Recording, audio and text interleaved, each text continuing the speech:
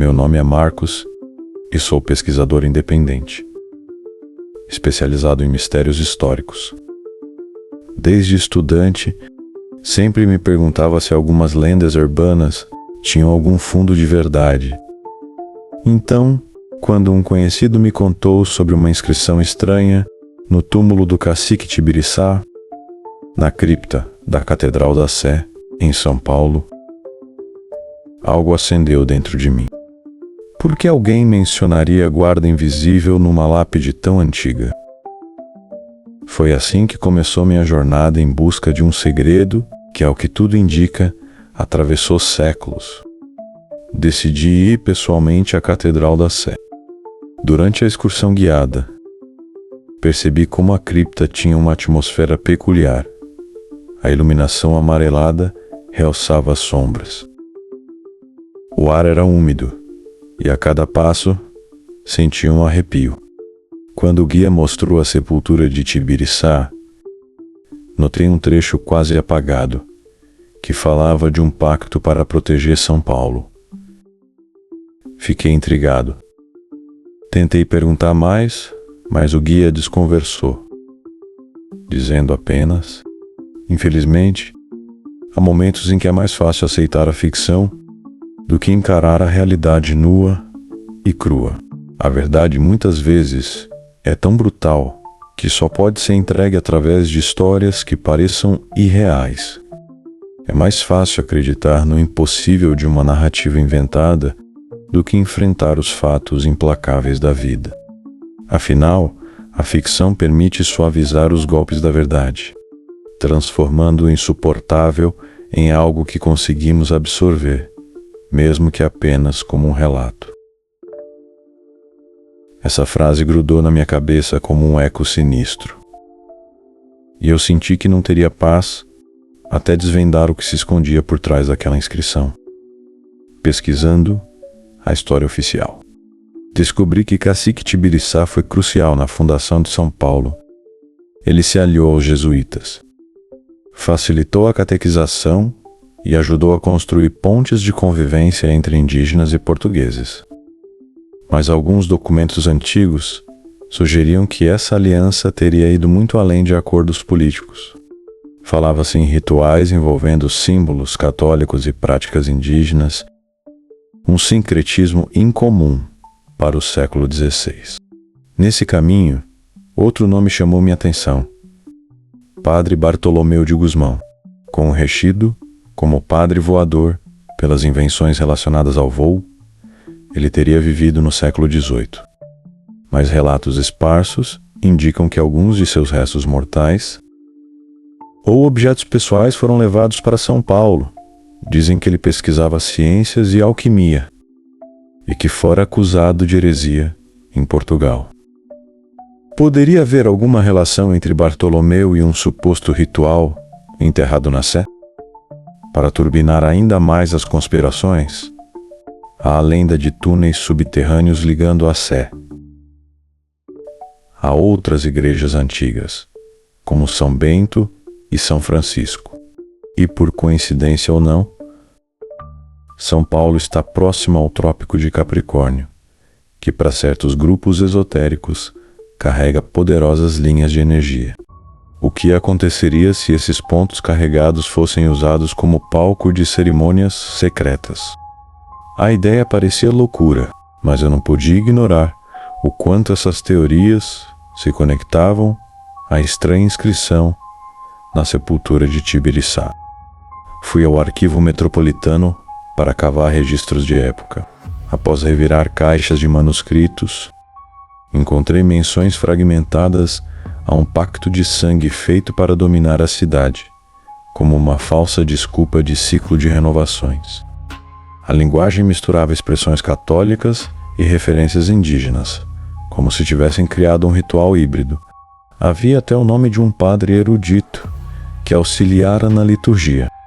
Em meio a esses papéis, achei um mapa esquemático que indicava um trecho na cripta bloqueado por pedras. Ele trazia símbolos lembrando inscrições indígenas, mas também crucifixos e inscrições latinas. Pelo que entendi, aquele corredor teria sido lacrado para manter a guarda em silêncio. Resolvi então voltar a Sé para checar se essa passagem ainda existia. Na segunda visita, pedi uma licença especial para fotografar detalhes arquitetônicos, fingindo um projeto acadêmico. Desci a cripta no fim da tarde, quando já não havia grupos de turistas. A cada passo, sentia o ar mais pesado, como se o local soubesse que eu estava ali. Analisando as paredes, percebi uma parte que parecia ter sido reformada com outro tipo de pedra, encobrindo o que poderia ser uma porta ou arco. Então notei pegadas na poeira recentes, como se alguém tivesse estado ali fazia pouco tempo. Minha atenção aumentou. Usei uma pequena alavanca para mover uma pedra solta e, com algum esforço, abri uma fenda. Do outro lado, um corredor estreito, mergulhado em escuridão. Marcos ajustou a lanterna enquanto percorria a cripta, atento às paredes de pedra antigas. O lugar parecia absorver o som de seus passos, criando um silêncio tão profundo que fazia sua respiração parecer um eco. Quando se aproximou da área reformada, notou algo peculiar, uma rachadura na pedra, irregular, como se tivesse sido feita às pressas para esconder algo. Ele passou os dedos pela superfície, sentindo a textura diferente. Era como se o local quisesse que ele notasse aquilo. Seus olhos foram atraídos para uma inscrição quase apagada, logo acima da rachadura. Uma sequência de símbolos que pareciam misturar grafismos indígenas e traços de escrita latina. Ele tentou fotografar, mas a lanterna começou a falhar, aumentando sua sensação de desconforto. Com esforço, empurrou uma das pedras menores. Ao movê-la, sentiu algo deslizar para fora. Era uma pequena caixa de madeira, desgastada pelo tempo, mas ainda intacta. O coração de Marcos disparou. Ele a abriu com cuidado, revelando 2 pergaminhos amarelados e um pequeno objeto metálico, semelhante a uma cruz, com inscrições em tupi e latim. Enquanto analisava os pergaminhos, notou menções a túneis subterrâneos e um local chamado o Olho da Guarda. Parecia uma instrução para seguir além, como se o altar fosse apenas a superfície de um segredo muito maior. De repente, um som distante ecoou na cripta. Algo entre um gemido ou um grito. Marcos congelou. Tinha certeza de que estava sendo observado. A lanterna piscou novamente. Ele soube que precisava decidir: ir mais fundo ou abandonar tudo. Marcos respirou fundo e avançou. O mapa dos pergaminhos o guiava até uma entrada quase imperceptível na lateral da cripta, camuflada por pedras soltas e poeira acumulada. Ele rastejou pelo espaço estreito e emergiu em um túnel úmido, onde o ar tinha um cheiro pesado de terra e algo que lembrava cera queimada. As paredes eram revestidas de símbolos desgastados, uma mistura perturbadora de crucifixos com grafismos indígenas. Marcos iluminou o caminho com sua lanterna trêmula, notando que algumas marcas pareciam contar histórias, talvez registros de rituais antigos. Cada passo era acompanhado pelo som abafado de gotas d'água caindo em algum lugar distante, criando uma atmosfera sufocante.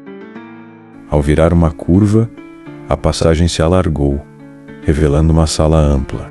No centro, um altar diferente do primeiro, mais simples, mas igualmente marcado por inscrições. Encostado a uma das paredes estava um baú pequeno e robusto. Dentro dele, Marcos encontrou um diário, suas páginas amarelecidas ainda legíveis. O texto descrevia como líderes da cidade, séculos atrás, usaram rituais para proteger São Paulo de invasores. Porém, também mencionava um preço terrível sacrifícios realizados periodicamente, e desaparecimentos que pareciam ser aceitos como parte do acordo. De repente, um ruído ecoou pelo túnel. Passos. Não havia como ter certeza, mas Marcos sentiu o arrepio de estar sendo observado. Ele tentou focar na leitura, mas a sensação de proximidade aumentava. O que quer que estivesse ali não queria ser descoberto. Marcos estava analisando o diário quando passos firmes ecoaram no túnel. Ele congelou. A luz da lanterna piscava enquanto sombras se formavam na parede. 3 figuras encapuzadas emergiram da escuridão, cada uma segurando uma tocha que iluminava seus rostos parcialmente. Uma delas avançou, revelando um colar com o mesmo símbolo encontrado na cripta e no altar. "Você não deveria estar aqui", disse a figura, com uma voz firme e carregada de autoridade. "Agora faz parte disso." Marcos tentou argumentar, mas foi interrompido. Os encapuzados começaram a recitar algo em uma língua que parecia misturar latim e tupi. O líder do grupo explicou que ele havia cruzado um limite antigo, tocando em artefatos que o conectavam diretamente ao pacto ancestral. São Paulo só se ergueu porque o sangue alimentou a terra. Você desenterrou segredos que devem permanecer enterrados. O calor da sala parecia aumentar. Marcos sentiu o peso de suas palavras, enquanto um ruído grave reverberava no túnel, como um som vindo de dentro da própria terra. A tensão foi quebrada quando uma das tochas caiu, espalhando fagulhas. Aproveitando a distração, Marcos correu em direção à saída. Porém, quando alcançou o local onde havia entrado, percebeu que a passagem estava lacrada. As pedras que antes permitiam a entrada agora formavam uma barreira sólida, como se nunca tivessem sido movidas. O som das vozes atrás de si crescia. Ele virou, ofegante, encarando os encapuzados que se aproximavam lentamente. O líder do grupo parou alguns passos à sua frente, apontando para o objeto metálico que Marcos ainda segurava. "Você nunca deveria ter tocado nisso", disse ele com uma calma assustadora. "Agora, você pertence à terra."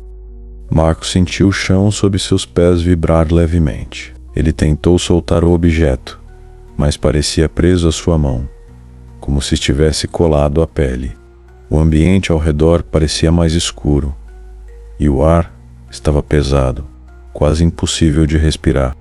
Os encapuzados continuaram se aproximando, até que formaram um círculo ao redor dele. O líder ergueu uma mão e de repente tudo ficou silencioso.